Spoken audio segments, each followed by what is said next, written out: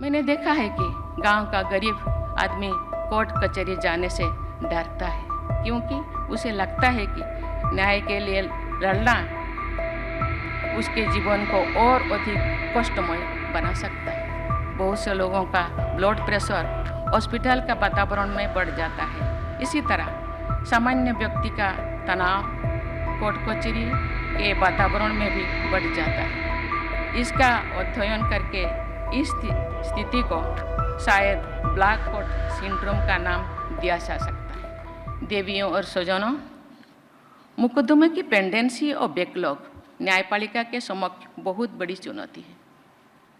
इस समस्या को प्राथमिकता देकर सभी हितधारकों को समाधान निकालना है। मुझे ये जानकर प्रसन्नता हुई है कि इस सम्मेलन के एक सत्र में केस मैनेजमेंट से जुड़े कई आयामों पर चर्चा हुई है। मुझे विश्वास है कि इस चर्चाओं के व्यवहारिक परिणाम सामने जरूर आएंगे। हमारी न्यायपालिका के समक्ष ऐसे अनेक चुनौतियां हैं जिनके समाधान के लिए सभी हितधारकों को समन्वित प्रयास करना होगा। उदाहरण के लिए एविडेंस और विटनेसेस से जुड़े मुद्दों पर न्यायपालिका, सरकार और पुलिस प्रशासन को मिलजुल कर समाधान निकालना चाहिए।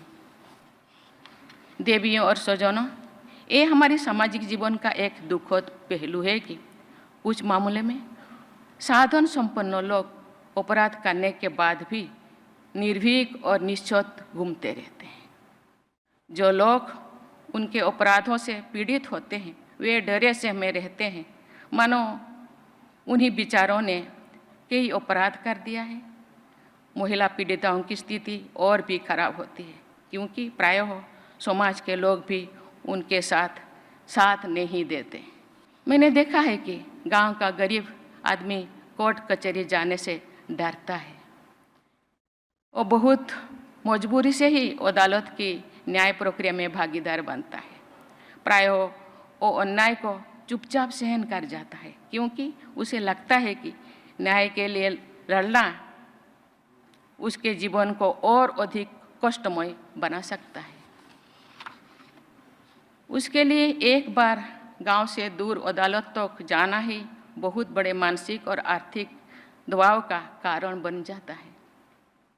ऐसी स्थिति में बार बार तारीख देने यानी स्थगन की संस्कृति अर्थात कल्चर ऑफ एडजर्नमेंट से गरीब लोगों को जो कष्ट होता है उसकी कल्पना भी बहुत से लोग नहीं कर पाते।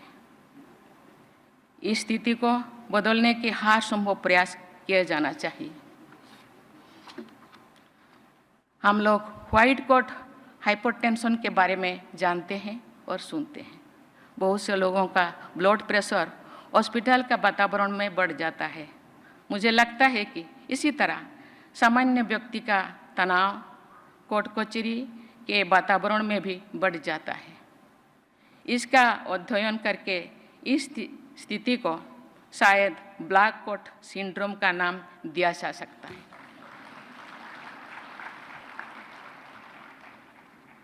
अदालत में सामान्य लोग घबराहट में प्रायः अपने पक्ष में बातें भी नहीं कह पाते हैं जो वे अच्छी तरह से जानते हैं और कह सकते हैं, लेकिन कह नहीं पाते।